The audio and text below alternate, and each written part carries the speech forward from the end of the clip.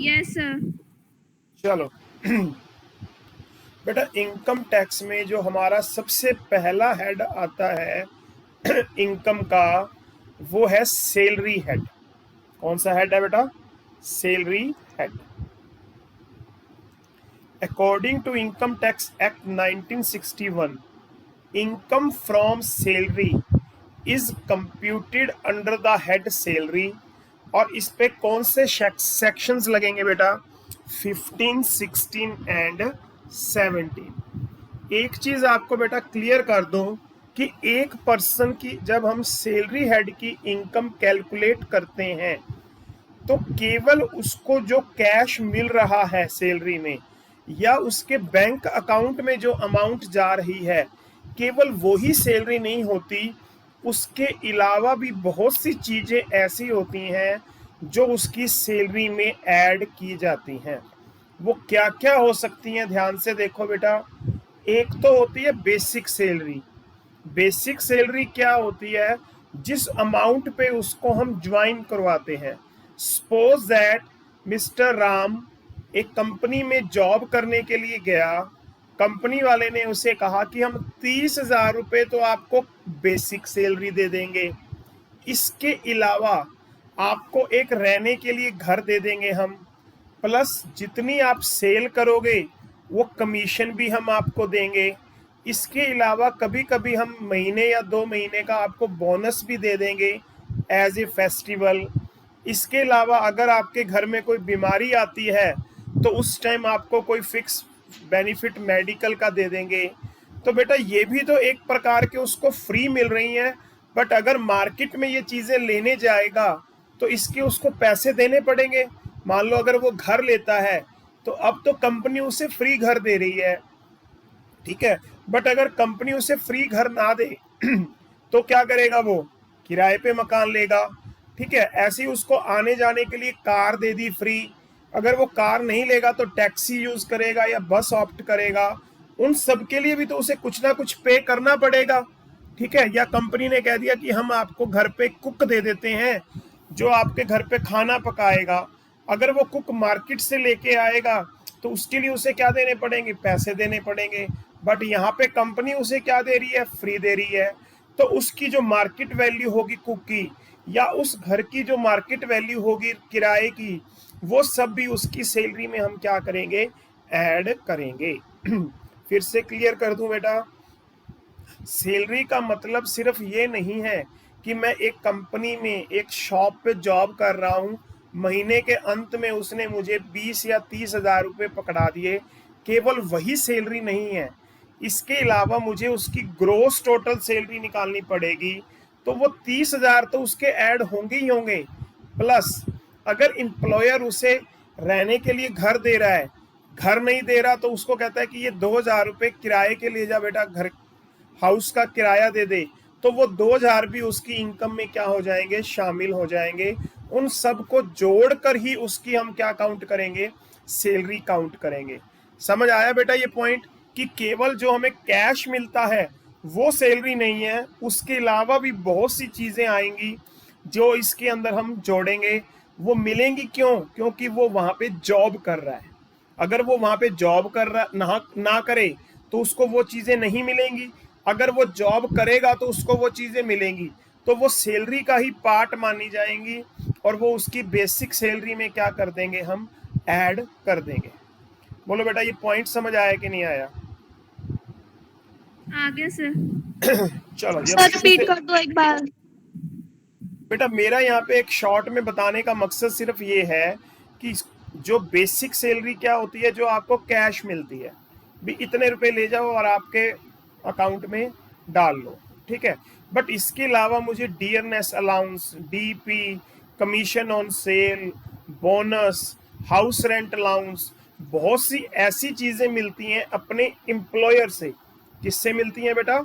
Employer से बहुत सी ऐसी चीजें मिलती हैं जो मुझे एक्स्ट्रा मिलती हैं उस कैश के अलावा। जैसे घर के लिए किराया दे देता है, या मैं कहीं बाहर जाता हूं तो डीए मिल जाता है। डियरनेस अलाउंस होता है बेटा, महंगाई भत्ता होता है। मान लो मेरी ट्रांसफर कहीं शहर में हो जाती है और जहाँ पे महंगाई ज़्यादा है तो वो डीए मिल जाता है मुझे। तो ये सारी चीजें क्या है, मेरी सैलरी का ही पार्ट बनेंगी। आप अगर किसी एक पर्सन की सैलरी निकालना चाहते हो, मान लो मैं आपसे पूछूं कि मुझे राम की सैलरी निकालनी है, तो मैं उसकी ग्रोस टोटल सैलरी कैसे निकालूंगा? तो आपका आंसर होगा सर उसकी बेसिक पे के अलावा एम्प्लॉयर उसे जो फैसिलिटीज दे रहा है उसकी मनी में अमाउंट निकाल कर वो भी उसकी सैलरी में क्या होंगी, ऐड होंगी। उसके बाद जो उसकी टोटल सैलरी आएगी फिर देखेंगे कि उस पर टैक्स लगना है या नहीं। अगर वो 2.5 लाख से ज्यादा है तो टैक्स लेंगे, अदरवाइज हम उससे टैक्स नहीं लेंगे। क्लियर है बेटा पॉइंट आपको ये? Yes sir. अब हम वापस चलते हैं शुरू से मेन। अब पहली चीज आती है कि सैलरी टैक्सेबल कब होगी। तो बेटा अगर आपको रिसीप्ट हो जाती है या ड्यू हो जाती है, जो भी चीज अर्लियर होगी सबसे पहले आएगी वो हमारी क्या होगी, टैक्सेबल सैलरी होगी। मैं इसका एग्जांपल आपको अभी देता हूं बेटा। मान लो मैंने 1 मार्च को एक कंपनी को ज्वाइन किया, तो 30 तारीख को मुझे क्या मिलने चाहिए, पैसे मिलने चाहिए। मेरी सैलरी क्या हो गई, ड्यू हो गई। ठीक है, या तो मुझे उसी टाइम वो कैश मिल जाए 30 तारीख को, 30 तारीख को कैश नहीं मिलता, मुझे 5 या 6 अप्रैल को कैश मिलता है। क्लियर? तो मेरी सैलरी उसी टाइम टैक्सेबल होगी जब वो ड्यू हो गई। ड्यू का मतलब समझ गए, एक्रूड हो गई, यानी कि 1 महीना खत्म होते ही मेरी सैलरी जब ड्यू हो जाएगी उसी टाइम मेरे को क्या होगा, उस पर टैक्सेबल हो जाएगी, यानी कि वो मेरी सैलरी का क्या बन जाएगी, पार्ट बन जाएगी। सपोज दैट आपका क्वेश्चन का आंसर मैं अब और अच्छे से दे रहा हूं। मान लो हमारा अकाउंटिंग ईयर है, जो प्रीवियस ईयर है वो 1 अप्रैल 19 से स्टार्ट होकर 31 मार्च 2020 तक चल रहा है। ठीक है, हर महीने मुझे 30 तारीख को या 31 तारीख को सैलरी मिल जानी चाहिए, बट मेरा एम्प्लॉयर जो है मुझे अगले महीने की 5 या 6 तारीख को सैलरी दे रहा है। वो कहता है ड्यू तो आपकी हो गई, आपका 1 महीना काम कर लिया आपने, आपकी सैलरी हो गई ड्यू, बट आपको मैं 5 दिन बाद कैश में आपको 5 दिन बाद दूंगा। तो बेटा अप्रैल वाली कब मिल जाएगी, मई में, मई वाली जून में, जून वाली जुलाई में। तो ऐसे ऐसे मुझे सैलरी मिलती जाएगी। जब मेरा ईयर खत्म होने वाला आएगा, यानी कि मार्च 20 की जो सैलरी है वो अप्रैल 20 में मिलेगी, तो आप कहोगे कि जी मैं मार्च की सैलरी पे तो टैक्स देता ही नहीं, क्योंकि मार्च में तो मेरी वो जो सैलरी थी वो किस पे बनी है, अप्रैल 20 में गई है, ये तो अगले ईयर में जाएगी। तो वहां पे क्वेश्चन ये आएगा, आंसर ये होगा उसका कि आपकी ये सैलरी ड्यू हो गई है। आपकी सैलरी तो ड्यू हो ही गई उसी 30 तारीख को, तो मार्च की सैलरी भी आपकी क्या होगी, टैक्स के लिए कैलकुलेट होगी। तो अगर पैसे पहले मिल जाते हैं या सैलरी ड्यू हो जाती है और थोड़े दिन लेट हो जाती है आपकी सैलरी, दोनों ही केस में जो पहले आ जाएगा चीज वही अमाउंट हम क्या मानेंगे, टैक्सेबल मानेंगे। फिर से रिपीट कर रहा हूं, 30 मार्च को आपको पैसे मिलने चाहिए थे, किसी कारण से 5 या 6 दिन लेट हो गए, तो आपकी सैलरी 30 मार्च को ही टैक्सेबल मान ली जाएगी, आगे के 5 या 6 दिन कैलकुलेट नहीं होंगे। ये पहला पॉइंट समझ आ गया बेटा? Yes sir. Salary must be real not fictitious. ये कहना चाहता है बेटा कि जो सैलरी है वो एक्चुअल होनी चाहिए, फेक नहीं होनी चाहिए। फेक का मतलब पर्सन अवेलेबल होना और हम सैलरी दिखाते जाएं तो वो चीज नहीं होगी। आपको वहां पे जॉब करनी पड़ेगी या काम करना ही पड़ेगा। अब जो तीसरा पॉइंट है बेटा, इसको भी एग्जाम्पल से समझाता हूं, ये ध्यान से देखो। ग्रेड पे क्या होता है, salary is based on grade और पे स्केल। जो आपकी मेरी जब भी हम ज्वाइन करते हैं कहीं जॉब पे तो ग्रेड पे मिलता है, हमें क्या मिलता है, ग्रेड पे। ग्रेड पे क्या होता है बेटा, बड़े ध्यान से समझना। ये पहला पॉइंट हम समझ रहे हैं न्यूमेरिकल का जो आता है हमारे पास। ये बेटा एग्जाम्पल देखो आप, सैलरी ग्रेड या स्केल ऑफ पे बोलते हैं या ग्रेड सैलरी बोलते हैं इसको। होता क्या है बेटा, ये देखो, एक पर्सन था, उसे मैंने 2500 रुपए में अपॉइंट किया। कितने रुपए में अपॉइंट किया, 2500। उसके बाद आपको ये 100 रुपये दिख रहा होगा, ये 8000 दिख रहा होगा, कुछ ऐसा दिख रहा होगा। मैंने डैश डैश लगाकर कुछ चीज दिखा रखी है। 2500 के बाद डैश लगा दिया 100, 100 के बाद डैश लगा दिया 3000, 3000 के बाद डैश लगा लिया 200। तो ये होती है ग्रेड, ये हमारा क्या होता है, ग्रेड। इसका मतलब क्या होता है बेटा, आज मैं पहली बार उस कंपनी को जब ज्वाइन करूंगा तो मैंने कितने रुपए में ज्वाइन किया, 2500 रुपए में। तो मुझे पूरा साल 2500 रुपए पर मंथ सैलरी मिलेगी, ठीक है। बट जैसे ही एक साल पूरा होगा मेरा 100 रुपए इंक्रीमेंट लग जाएगा। ये इंक्रीमेंट पहले ही बता दिया गया मुझे कि एक साल बाद आपका इंक्रीमेंट कितना होगा, 100 रुपए। तो अगले साल मेरी सैलरी कितनी हो जाएगी, 2600। जैसे ही एक साल पूरा होगा फिर 100 रुपए इंक्रीमेंट लग जाएगा, मेरी सैलरी कितनी हो जाएगी, 2700। ऐसे 3000 तक चलेगा। जब मेरी सैलरी 3000 हो जाएगी, कितनी हो जाएगी, 3000, तो मुझे 200 रुपए इंक्रीमेंट मिलना स्टार्ट हो जाएगा, क्योंकि 3000 के बाद क्या लिखा हुआ है मैंने, 200। तो फिर उसके बाद एक साल मेरी सैलरी कितनी होगी, 3200। फिर कितनी हो जाएगी, 3400। जैसे ही मेरी सैलरी 4600 रुपए होगी, मुझे कितने रुपए इंक्रीमेंट मिलना स्टार्ट हो जाएगा, 400 रुपए। और ऐसे कब तक चलेगा, 8000 रुपए तक चलता जाएगा। फिर नया ग्रेड पे आ जाएगा अगर मेरी जॉब बची हुई तो, नहीं तो मैं रिटायर हो जाऊंगा। अगर मेरी जॉब का टाइम बचा होगा तो 8000 के बाद कोई नया स्केल या ग्रेड पे आ जाएगा। तो ग्रेड पे का मतलब क्या होता है, या स्केल ऑफ पे का मतलब क्या होता है, आपको कुछ इस तरीके से दिया होगा। तो जो पहला पॉइंट होगा वो ये बताएगा कि 2500 रुपए में आपने उस जॉब को ज्वाइन किया, एक साल तक 2500 रुपए पर मंथ आपको सैलरी मिलती रही। जैसे ही एक साल पूरा हुआ आपका जॉब का 100 रुपए इंक्रीमेंट लग गया, 2600। फिर अगले साल 2700, फिर 2800। तो मैंने बेटा यहाँ पे एक एग्जाम्पल लिया है, मिस्टर कालीचरण, ठीक है। इसके लिए मैं एक पॉइंट पहले और रिवाइज करवा दूं बेटा। ये देखो ड्यू डेट कब होती है सैलरी की। मैंने यहाँ पे क्या बोला बेटा कि salary is taxable on due or receipt whichever is earlier. यानी कि सैलरी तभी टैक्सेबल हो जाएगी चाहे तो ड्यू डेट पहले आ जाए या आपके हाथ में ही सैलरी कैश में पहले आ जाए। तो ड्यू डेट कौन सी होगी, देखो ध्यान से। अगर तो मैं गवर्नमेंट एम्प्लॉय हूं, क्या हूं, गवर्नमेंट एम्प्लॉय को हमेशा अगले महीने की पहली तारीख को पे मिलती है। यानी कि पूरा मार्च वो गवर्नमेंट एम्प्लॉय जॉब करेगा और 1 अप्रैल को उसको पे मिल जाएगी। फिर पूरा अप्रैल वो जॉब करेगा, 1 मई को उसको पेमेंट मिल जाएगी। बट इसके अलावा अगर कोई भी एम्प्लॉय है, प्राइवेट एम्प्लॉय है या बैंकों में जॉब करने वाले एम्प्लॉय हैं, उन सबको 30 तारीख को पे मिल जाती है बेटा। 1 अप्रैल की तारीख, अप्रैल की जो पे कब मिल जाएगी, 30 अप्रैल को। मई की जो पे कब मिल जाएगी, 31 मई को। जून की पे कब मिल जाएगी, 30 जून को। ठीक है बेटा। आपको सबको पता है कि 12 महीने कैलकुलेट होते हैं, कितने मंथ कैलकुलेट होते हैं बेटा, 12 मंथ। तो अगर मुझे गवर्नमेंट की, किसी गवर्नमेंट एम्प्लॉय की क्या निकालनी है, पे, सैलरी निकालनी है, तो मैं मार्च 19 से लेके फरवरी 20, ये 12 महीने काउंट करूंगा बेटा। याद रखना, ये आपने याद रखने हैं, क्रैम करना है आपने।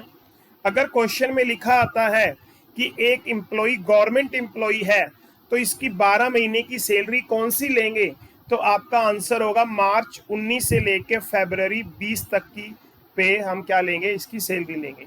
बट अगर अदर एम्प्लॉय है तो उसकी अगर मुझे 12 महीने की सैलरी कैलकुलेट करनी है तो मैं अप्रैल 19 से लेके मार्च 20 तक का पीरियड काउंट करूंगा, 12 महीने। ये भी 12 मंथ का पीरियड है बेटा, ये भी 12 मंथ का पीरियड है। बट ये जो पीरियड है वो किसके लिए चलेगा, गवर्नमेंट एम्प्लॉय के लिए। ये वाला जो पीरियड है वो आपका चलेगा प्राइवेट एम्प्लॉय के लिए। तो अब हम आप यहाँ पे 2 चीजें समझेंगे बेटा, प्लीज ध्यान से देखना अगले क्वेश्चन में। एक तो ग्रेड पे क्या होता है, इंक्रीमेंट कैसे लगता है, दूसरा वो 12 महीने की सैलरी कैसे कैलकुलेट करेंगे किसी एम्प्लॉय की, चाहे वो गवर्नमेंट है चाहे प्राइवेट है।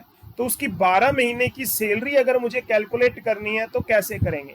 तो यहाँ पे देखते हैं बेटा पॉइंट। पहले कहता है कालीचरण जो है वो एम्प्लॉई है मुंबई में। तो यहाँ पे बेटा क्लियर हो रहा है कि वो गवर्नमेंट एम्प्लॉई नहीं है, प्राइवेट एम्प्लॉई है। कौन सा एम्प्लॉई है? प्राइवेट। उसका ग्रेड पे है 36,000, फिर 1,000, फिर 44,000, फिर 2,000, फिर 60, इस तरीके से। उसकी ज्वाइनिंग कब हो रही है? 1 जनवरी 2011 को उसकी क्या हो रही है? ज्वाइनिंग हो रही है। तो मुझे उसे सैलरी कैलकुलेट करके दिखानी है प्रीवियस ईयर की। कौन से ईयर की कैलकुलेट करनी है? Previous year. जो प्रीवियस ईयर हमारे पास है वो मेरे पास 2019 से लेके 2020 है। तो सबसे पहले तो हम ये देखते हैं कि इसके लिए कौन से पीरियड की सैलरी निकालनी है मुझे। फिर से रिपीट कर रहा हूं, कालीचरण एक एम्प्लॉई है। यहाँ पर ये नहीं लिखा हुआ कि वो गवर्नमेंट एम्प्लॉई है या प्राइवेट एम्प्लॉई है, तो इसका मतलब उसको हम क्या मानेंगे? Private employee. उसका ग्रेड पे दिया हुआ है। उसकी ज्वाइनिंग कब हुई है? 2011 में हुई है। मुझसे ये पूछा जा रहा है कि उसकी जो ये सैलरी है 19-20 की कैलकुलेट करो। तो सबसे पहले मैं ये देखता हूं कि वो प्राइवेट एम्प्लॉय के लिए कौन सा पीरियड लेना है। तो कोई भी एम्प्लॉय अगर प्राइवेट है तो उसके लिए अप्रैल 19 से लेके मार्च 20, अप्रैल 2019 से लेके मार्च 20 तक की लेनी है मुझे सैलरी। तो इसमें ये प्राइवेट एम्प्लॉय है, तो मुझे उसकी जो सैलरी निकालनी है वो कौन से पीरियड की निकालनी है? अप्रैल 2019 से लेकर मार्च 2020 की मुझे सैलरी कैलकुलेट करनी है। तो वो जो कालीचरण है बेटा कब ज्वाइन कर रहा है? 2011 में। तो सबसे पहले मैंने यहाँ पे 2011 से लेके फालतू ही लिख लिया 2021 तक, मैंने क्या लिख लिया? ईयर लिख लिया। जनवरी 2011 में उसकी ज्वाइनिंग हुई है। मुझे कौन से पीरियड की उसकी सैलरी निकालनी है? अप्रैल 19 से लेकर मार्च 20 तक की मुझे क्या निकालनी है? उसकी सैलरी निकालनी है। तो बेटा ध्यान से देखो, उसकी ज्वाइनिंग कितने पे हो रही है? 36,000 में। तो 2011 में मैंने कितना लिखा? 36,000 लिखा। अब हर साल उसे कितना इंक्रीमेंट मिलना है? 1,000 रुपीज इंक्रीमेंट मिलना है। कब तक मिलना है? जब तक उसकी सैलरी 44,000 नहीं हो जाती। तो 2012 में 1 साल हो गया बेटा, तो उसकी सैलरी 1,000 रुपया बढ़ गई। अगले साल 13 में फिर बढ़ गई, 14 में फिर बढ़ गई, 15 में फिर इंक्रीज हो गई। ऐसे करते करते 2019 में उसकी सैलरी कितनी हो गई? 44,000 हो गई बेटा। 44 के बाद उसे इंक्रीमेंट कितना देना है? 2,000। तो जनवरी 20 में उसकी सैलरी कितनी हो जाएगी? 46 हो जाएगी। और जनवरी 21 में उसकी सैलरी कितनी हो जाएगी?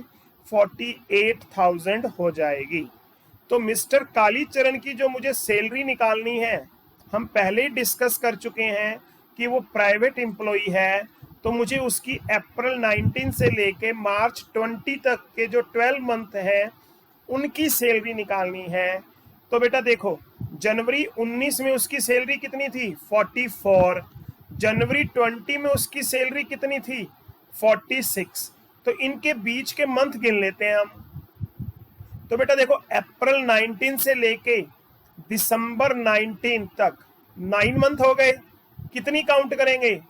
44,000। देखो, जनवरी 19 को कितनी थी? 44। जनवरी 20 में जाके कितनी हुई है? 46। यानी कि जनवरी 19, फरवरी 19, मार्च 19, अप्रैल 19, मई, जून, जुलाई, अगस्त, सितंबर, अक्टूबर, नवंबर, दिसंबर तक उसकी सैलरी 44,000 रहेगी। जैसे ही जनवरी 20 आएगा उसकी सैलरी कितनी हो जाएगी? 46,000 हो जाएगी। फिर जनवरी 20, फरवरी 20, मार्च 20, अप्रैल 20, मई 20, जून 20, सब में कितनी चलेगी उसकी सैलरी? 46, 46, 46। तो मेरे पास जो ये अप्रैल 19 का पीरियड है दो हिस्सों में बट जाएगा। अप्रैल 19 से लेके दिसंबर 19, फिर अगला दिन जनवरी आ जाएगा, जनवरी से मार्च 20। तो ये दो पीरियड में बट गया 9 और 3। 44 को 9 से मल्टीप्लाई कर देंगे और 46 को कितने से मल्टीप्लाई कर देंगे? 3 से। तो इन दोनों का जो टोटल आएगा वो उसकी क्या कैलकुलेट होगी बेटा? सैलरी कैलकुलेट हो जाएगी। बोलो पॉइंट क्लियर है बेटा? तो उसकी सैलरी क्लियर होगी, ठीक है। अब हम इसको एक दूसरे गवर्नमेंट एम्प्लॉय के हिसाब से देखते हैं बेटा। Shri Kalicharan is employed in Mumbai as government employ, as government employ. Clear? ये तो बेटा मैंने यहाँ पे लिख दिया आपके हेल्प के लिए। कई बार क्वेश्चन में वो जानबूझ के एज ए गवर्नमेंट एम्प्लॉय नहीं लिखता। देखो यहाँ तो मैंने लिखा है कि एज गवर्नमेंट एम्प्लॉय, बट कई बार वो जानबूझकर क्वेश्चन में गवर्नमेंट एम्प्लॉय नहीं लिखता। तो इसका हिंट क्या होगा? ये लास्ट पढ़ो। If salary will be due next day of the month, sorry year गलती से लिखा गया बेटा, next day of the month. तो ये हिंट दे देगा आपको। इसका मतलब क्या है कि वो पर्सन गवर्नमेंट एम्प्लॉय है। तो इस क्वेश्चन में कई बार तो गवर्नमेंट एम्प्लॉय लिखा आएगा। अगर गवर्नमेंट एम्प्लॉय नहीं लिखा हुआ तो हम उसको प्राइवेट मानेंगे। अगर क्वेश्चन के लास्ट में ये लिख दिया कि next day of the month है तो ये मानेंगे कि वो गवर्नमेंट एम्प्लॉय है। तो उसकी सैलरी कब ड्यू हो रही है बेटा? Next day of the month. तो मुझे अब कौन सा पीरियड लेना है बेटा? मार्च 19 से फेब 20 तक का पीरियड मुझे अब लेना है। किसके लिए चलेगा? गवर्नमेंट एम्प्लॉय के लिए। तो यहां पर मैं अब जो पीरियड लेने जा रहा हूं वो कौन सा लेने जा रहा हूं? मार्च 19 से फेब 2020। क्लियर? कहानी वही है। 11 में उसकी कितनी इनकम थी? 36। एक साल के बाद 37, 38, 39, फिर वही 44 तक उसकी वो रहेगी, फिर आगे। तो इसके लिए हम कौन से मंथ लेंगे? मार्च 19 से लेकर मुझे कहां तक कैलकुलेट करनी है? फरवरी 2020 तक। तो मार्च को दो हिस्सों में बांटेंगे बेटा।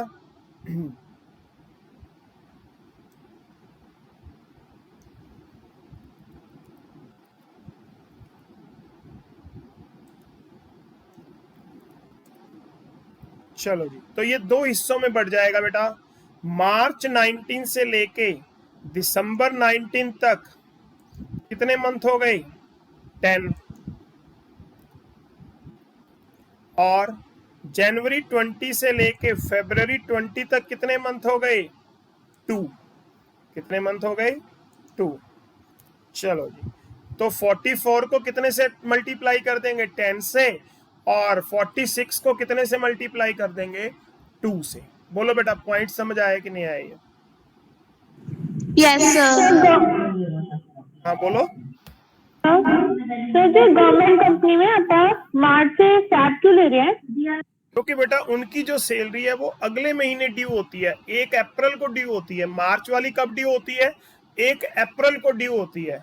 तो यहाँ पे मार्च 19 तो आएगा, बट एक्चुअल में वो सैलरी उसे कब मिल रही है? अप्रैल 19 में मिल रही है बेटा। Next day of the month क्या होती है बेटा? Okay sir. तो आपको बेसिक पे निकालनी या ग्रेड पे निकालना आ गया।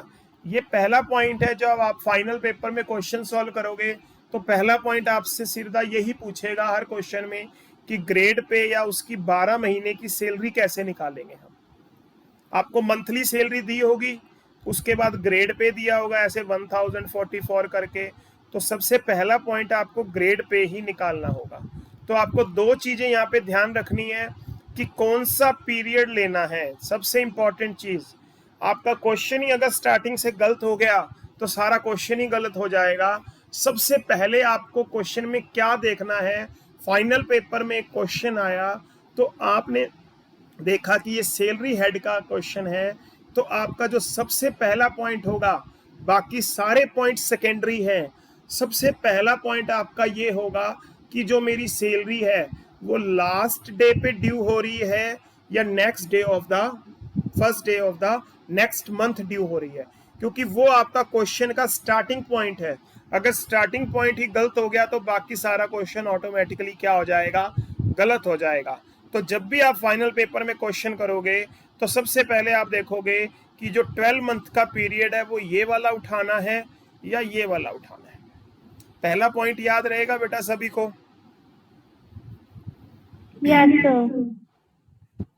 चलो जी, अब कुछ बातें पढ़ते हैं हम। अब हम देखते हैं कि एक एम्प्लॉई या सैलरी हेड में कब कैलकुलेट होती है सैलरी। तो बेटा दो पर्सन के बीच में सैलरी कब बनेगी? जब एक एम्प्लॉयर होगा और एक एम्प्लॉई होगा। क्या होगा बेटा? एक एम्प्लॉयर होगा और एक एम्प्लॉई होगा। एम्प्लॉयर कौन होगा? मालिक जो जॉब देगा। एम्प्लॉई कौन होगा? जो जॉब करेगा। तो अगर इन दोनों के बीच में कुछ ट्रांजैक्शन होती है तो उसे हम क्या मानेंगे? सैलरी हेड की इनकम मानेंगे। पॉइंट क्लियर हुआ बेटा? ये अब हम कुछ पॉइंट्स डिस्कस करते हैं बेटा। आपको बेसिक पे समझ आया कि नहीं आया? Excuse me sir. हाँ जी बोलो। सर मुझे एक रिक्वेस्ट करनी थी, एक्चुअली ना थोड़ा सा काम है, तो क्या मैं क्लास क्विट कर सकती हूँ क्या?